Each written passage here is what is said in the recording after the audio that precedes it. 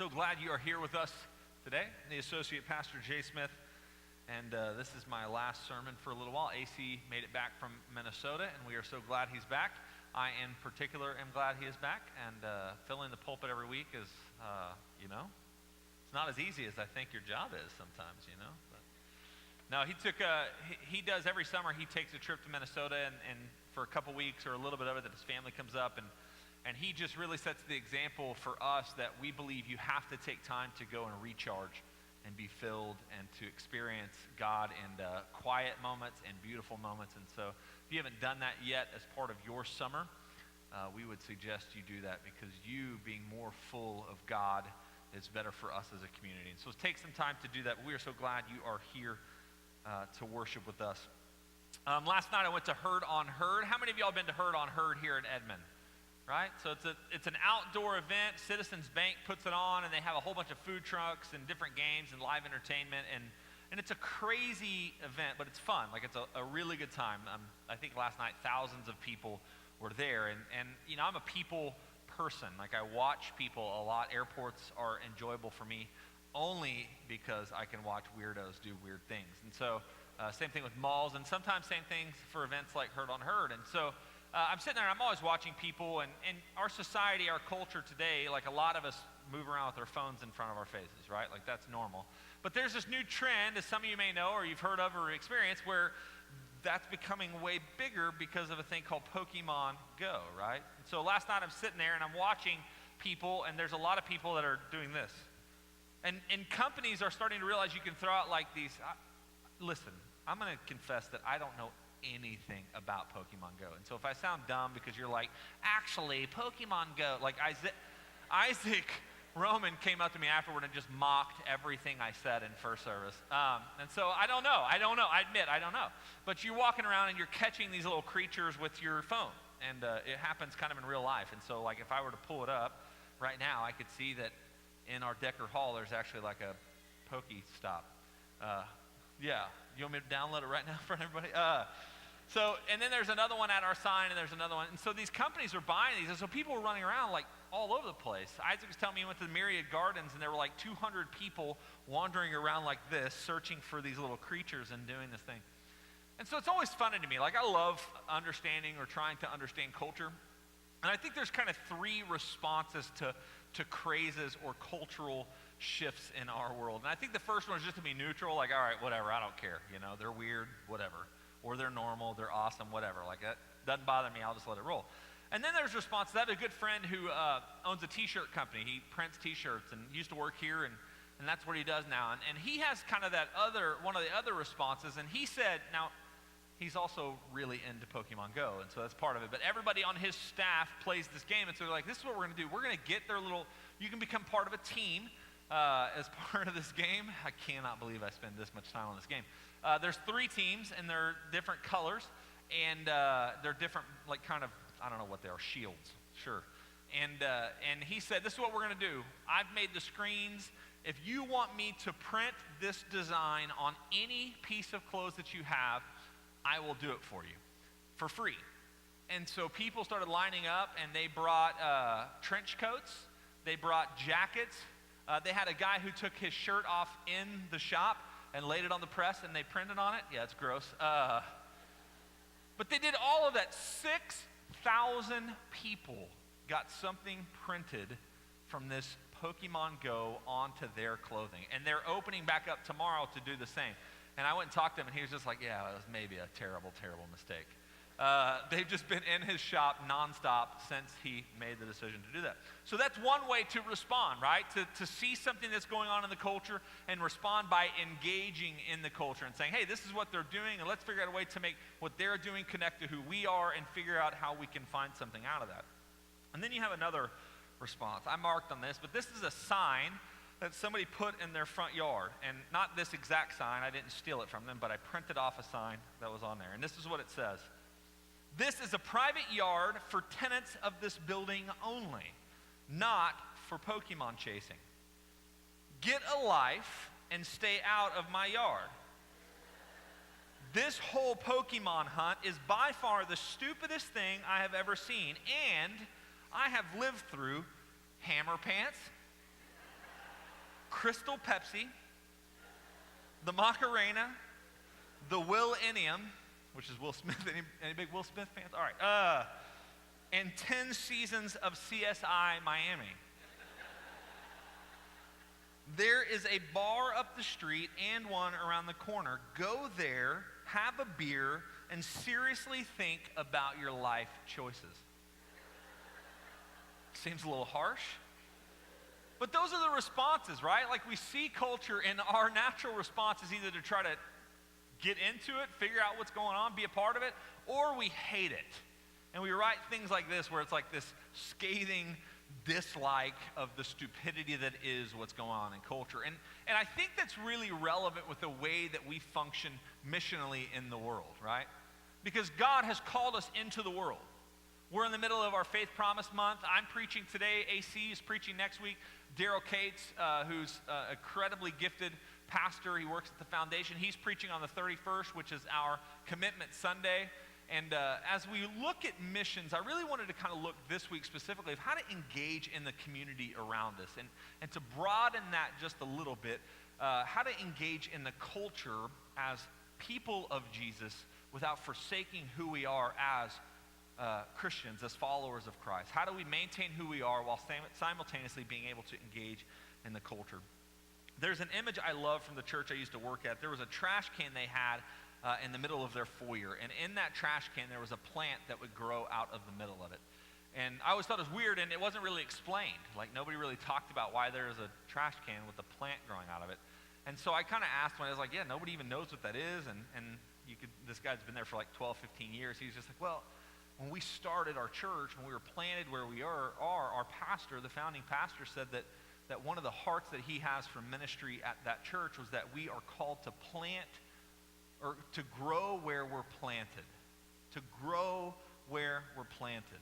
And so that symbol of a trash can means that like even in a trash can, a beautiful plant can be growing out of it. And I think that's a great image for us to take into what God has for us this morning. There are notes in your bulletin if you want to follow along. You don't have to, but they're there for if you're ADD like me, this is a perfect way for you to pay attention. You can also write little notes and scribble around the corners. And so our first point for today is that we believe that true missions take immersion and understanding of the mission field. True missions take immersion and understanding of the mission field. As you leave our parking lots, we have signs. AC, we put signs up after Jim Ozier was here a few years ago. And what do those signs say? Entering the mission field. How many of you are like, they have signs on the way out of here? Don't raise your hand. Don't raise your hand.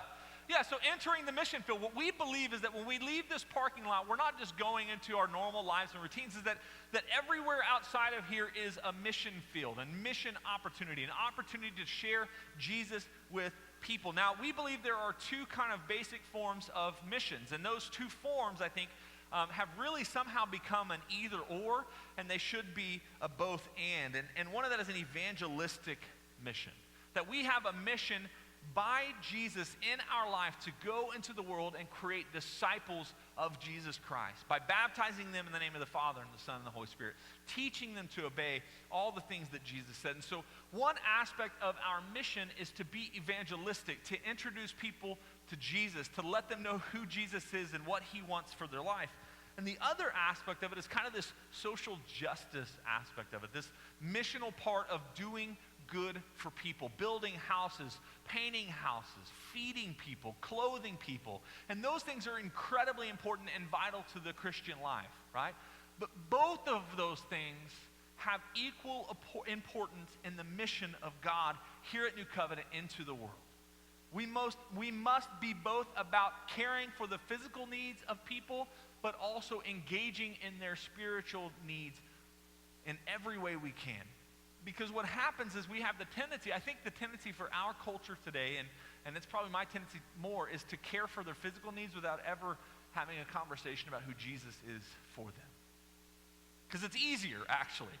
I can lift things. I've always said one of my spiritual gifts is lifting and moving heavy things, right? That's what God created me to do, is to lift stuff.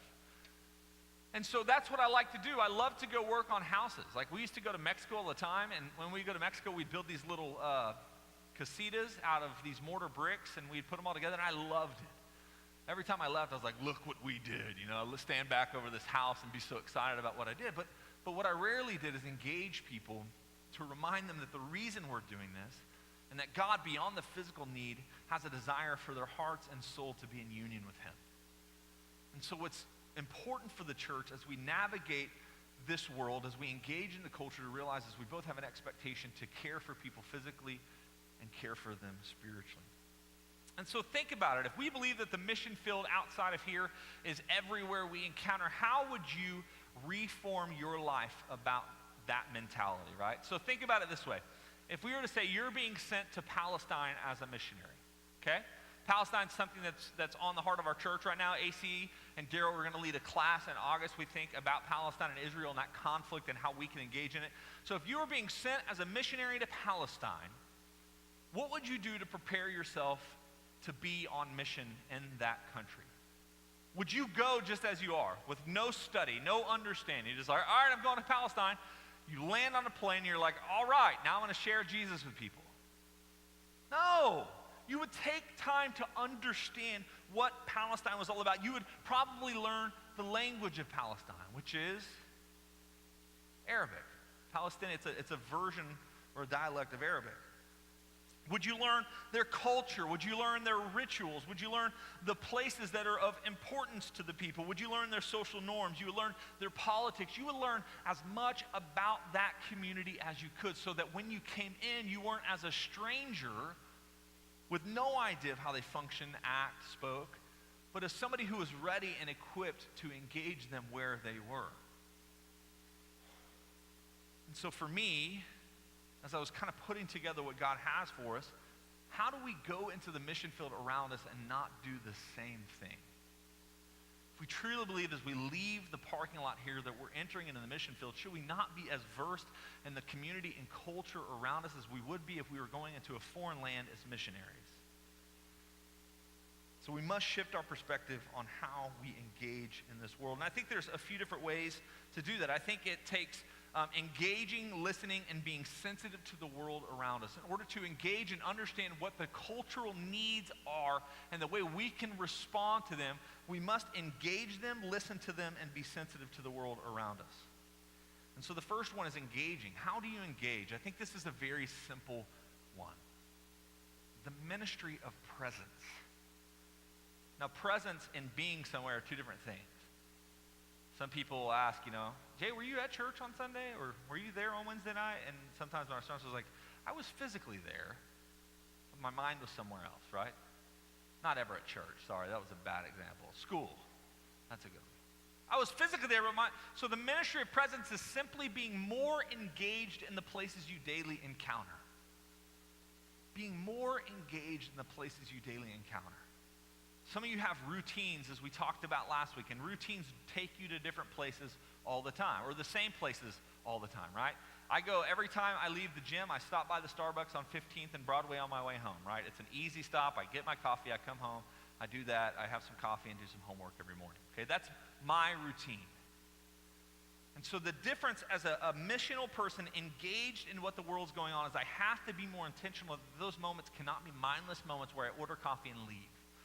But they could be moments where I could both take a scope and an understanding of what the culture around us is, represents, needs, but also have the opportunity to build relationships with the people there. So you have to be where people are. And some of that takes more intentionality. Some of you are introverts to the extreme, and I don't understand that. I'm not an introvert, as you can probably tell. And that's okay. Like, you could still be missionally engaged with people. But you have to get out of your house, you have to get out of your car, you have to be where people are. So to understand and engage in the culture, you also have to learn how to listen well. I think one of the things we struggle with is asking good questions. And some of that comes from fear, some of that comes from just, we're too busy. But sometimes when you go somewhere and you encounter somebody, if it's on the routine or if it's some random moment when you're at Lowe's or you're at Walmart or you're at Target, like, when you encounter somebody, being able to ask questions that push deeper than the surface gives you an opportunity to both understand what the culture is that you're engaging in missionally, but also gives you the opportunity to dig deeper into their life to hopefully experience Jesus collectively together. But that comes only out of relationship, right? We've talked about this before, but we don't believe weird works. I think evangelism has to be birthed out of relationship. Caring for somebody must be only done through relationship. For example, say you're really excited about painting somebody's house. That's what you feel like. People in this culture, in this world, in this community really need their houses painted. And you walk up to somebody's house, you don't know them, you don't know anything about them, and you start painting their house, and they walk out. And they're like, well, wait, well, what are you doing? I'm painting your house. That's what I've decided the community needs. They need houses painted. Well, I don't need my house painted. Well, how would you have any idea what the need was if you didn't have some sort of relationship to ask the questions of what was needed by that person? You wouldn't do that. Nobody functions that stupidly, right? Hey, is there any way I can help you? You know, we have a lot of families in this church that have babies. So how do I know what they need? Well, I don't just assume that maybe they need diapers and all of the diapers that I can get. Well, they probably do because they go through diapers a lot. But they may have just gotten 1,000 diapers from 3 baby showers before they started, right? Before they had the babies. And so what they really need now is they need a meal train.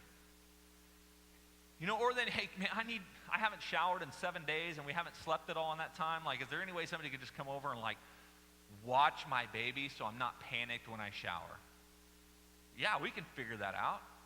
We can make that happen. How? Because I have a relationship with people. I've asked intentional questions and I found ways to bless people.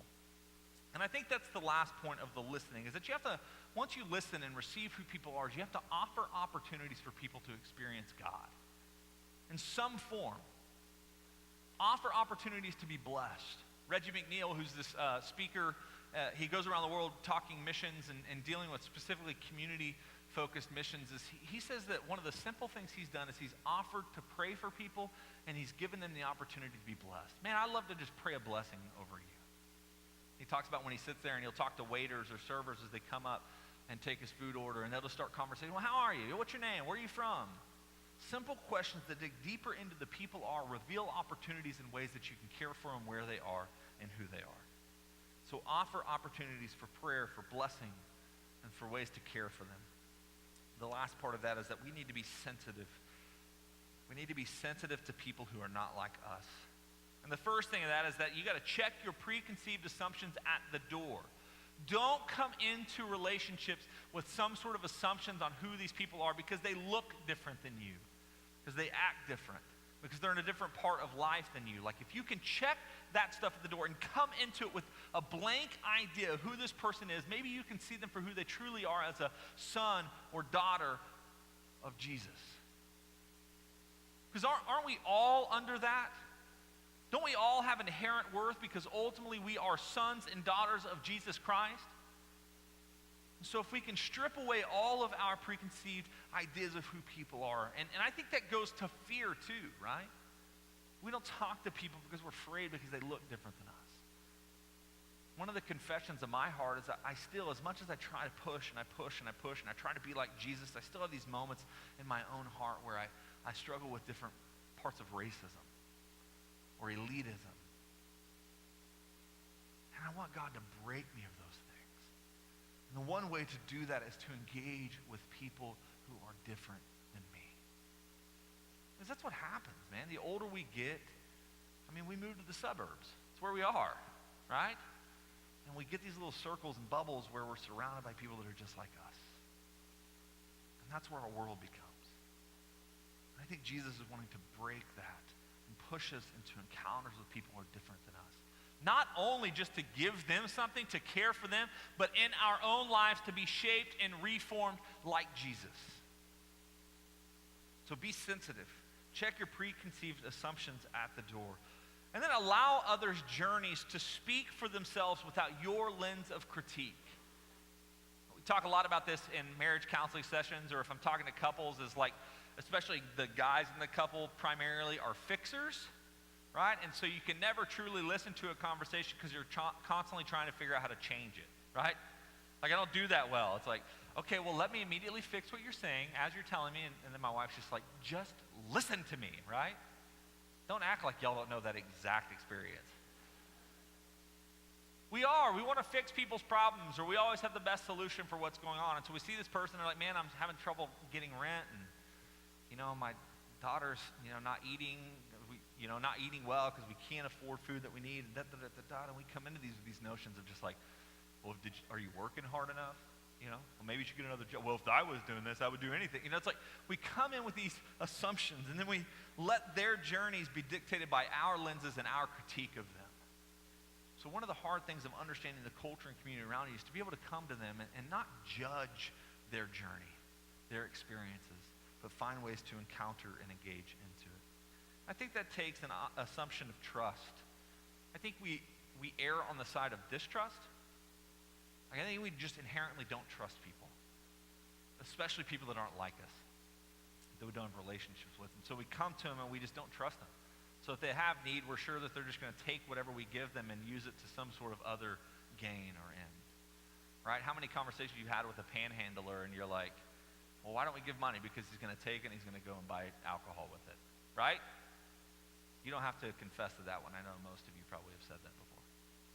But that's the truth, is we have this inherent distrust of people, and we assume the worst about people. I think God wants to call us out of that, and that doesn't mean we start living foolish, right? We don't just start, well, maybe it does, actually. I'm glad that Jesus didn't assume the worst about us and lay down his life regardless of what our response would be, right? That's how I always get away with that, is I'm like, well, they may take it and go and buy alcohol, and I'm like, well, Jesus died on the cross, and I'm still going to sin anyway. He died on the cross so I wouldn't have to deal with this. But instead, you know what I choose? Is I choose the other way of living. Jesus basically gave me his life, and I took it and I squandered on things that are sufficient for me, that are what I want to fill my life with. And yet I have the right and the authority to say that to other people. What are you doing with what we've been given? Well, what are you doing with what Jesus did for you? That one was for free. I didn't even plan that one. I saw Nathan, and he was just judging what I was saying, and so it's like, you're forgetting about Jesus. Dang it. So the other part of that is being sensitive to who God has called you to be. And I think that's what it ultimately comes down to, is Jesus is the ultimate example of incarnational ministry. In that passage that Shauna read for us, Jesus understood that we could not become like him. There's no way that we could become like we were without him stepping down into our life. And he said to you that you are called to do the same. We've got to break this idea that we want people to come in here that look and act like us. We must go into the world to be Christ where people are. It's the ministry of incarnation. Jesus gave us this ministry. We are not in the model of bringing here and turning them into little J's. Come to our church, yeah, as long as you look and act like me. And if you don't worry, because soon enough we're going to train you to be like us. Because ultimately our goal is not to make little us's, but little Jesuses everywhere. I don't want somebody to look like me. I want them to look like God through the person of Jesus Christ. That's the process of understanding people, being where they are. You can't do this without being where people are. And then to find ways to be relevant where they are. And we talk a lot about tensions. This is one that's really important for us, especially today, to balance. How can you be relevant to someone without forsaking who you are in Jesus? How do you encounter people where they are without forsaking the call of holiness on your life? This is what Paul says in chapter 9 of 1 Corinthians. Though I am free, I belong to no one. I have made myself a slave to everyone to win as many as possible. To the Jews I became a Jew to win the Jews. To those under the law I became like one under the law, so as to win those under the law. To those not having the law I became like one not having the law, so as to win those not having the law. To the weak I became weak to win the weak. I have become all things to all people, so that by all possible means I might save some. I do all this for the sake of the gospel, that I may share in its blessings. So what do you do with that passage? I think that we take that to the extremes, right? Well, I'm getting drunk, man, because my buddies are drunk. Man, I can preach to them when I'm at the parties, right? That's probably not as relevant for you as it may be for younger folk, right? I think we take that and we use it as a justification to stop living like Jesus. But I think it also, we use it on the other end in our fears and our apprehension to do it, to not live like Jesus. Because look at Jesus. How did Jesus function in the world? Was he afraid of what people may assume of them, right? Like we always use the phrase, perception is reality. Have you ever heard that? Have you ever used that? Well, that's the dumbest phrase ever. It really is the dumbest. If perception is reality for Jesus, then he would be a prostitute lover and a tax collector lover. But was that his reality? Was that his definition? No. If based on what people see, you're afraid to engage in the world around you, then you are not only failing to be like Jesus, you are hesitating to respond to the basic call that God has on your life. Jesus in verse 11 of Matthew 11 says, the Son of Man came eating and drinking, and they say, here is a glutton and a drunkard, a friend of tax collectors and sinners. So how will you be seen? Maybe you can be as fortunate as Jesus and be called a glutton, a drunkard, a friend of tax collectors and sinners. Maybe you can be like Jesus and be called that. When the Pharisees saw this is chapter 9, when the Pharisees saw this, they asked the disciples, why does your teacher eat with tax collectors and sinners? And this is my favorite part about this passage. We're reading this book called Messy Grace as part of our staff. It's really engaging kind of the truth of, or the tension of truth and grace. And one of the things the author points out, and I thought it was really powerful, is the Pharisees and the disciples were not with Jesus.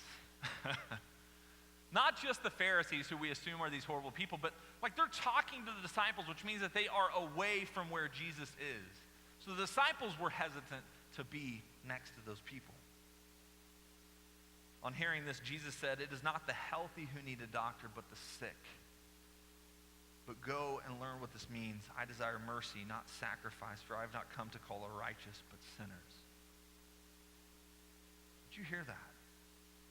Go and learn what this means. I desire mercy, not sacrifice, for I have not come to call the righteous, but sinners. I think one of the convictions of the modern 2016 church is we're trying to build churches filled with the righteous and not the sinners. We're orienting ourselves around the healthy, not the sick. We've ceased to be hospitals caring for people where they are. And we've become something oriented around taking care of a system and ourselves. I don't have to point it out, but I feel like it's worth pointing out, is that's so contrary to the gospel and the good news of Jesus Christ. It's actually ceased to be good news. Hey, what's the good news? Man, we have this church and we come together and we look and act cool. Right? That's actually not good news at all. What's good news? Jesus walks into your life and he offers you love where you are because he came and he desires not sacrifice, but mercy. He wants to come and save those who are sick, not those who are well. That he wants to redeem sinners, not those who consider themselves righteous. That's good news. So as people of God's good news, we have to understand where his good news is needed, and that's everywhere. When we leave this place, when we go into the mission field, we have to be sensitive to what's going on. We have to try to search out what's going on. Figure out ways that we can connect and care for the community around us. Missions cannot just be our understanding of what it is. We have to meet needs that are real in our community. Maybe it's not doing a food pantry, right? We have all these ideas. Maybe let's do a food pantry. Well, maybe our people don't need food. Maybe it's a clothing store so kids can have clothes. Well, maybe our people don't need clothes, or maybe that's not the greatest need, or maybe they're getting that need met by other places. Maybe what this community needs, and this is an editorial, this is an assumption of what I've experienced, what I've seen, is maybe they need people who can walk through families that are going through divorce. Maybe they need people that can step into lives of those who are addicted. Maybe they need grief support. Maybe they need tutoring. Maybe they need financial redemption. The only way we can figure out how to missionally engage our community in a way that is both glorifying to God and meets their immediate need is by knowing what the need is. And the only way that happens is we get out of our comfort zones, out of our houses, out of our churches, and we go where people are. And then you come back here and you get fueled up, and you get fired up, and you get reminded of what we're doing and fed, and then we go back out and offer our lives back to the world. That wasn't some accident that we put those signs out there. We really believe that our mission field is out there. And our mission as a church is to build you up here to care for you, to engage you, to grow you in discipleship, to send you out into the world. And so maybe you need to hear one of two things from that passage. I still feel like every week when we gather here is that some of you need the reminder that God has come not for the righteous but the sinner. That you are invited to feast on God through the person of Jesus Christ. That no matter what walk of life you come in, no matter what experiences, what sins you're walking through, even last night, if you come in here hungover or struggling with addiction of some sort or another, Jesus Christ wants to save you and redeem you from this life you're living in. So you need to hear that. We are a hospital for the sick, not a house for the healthy. The other thing you need to hear is that that's the mission that God has for you.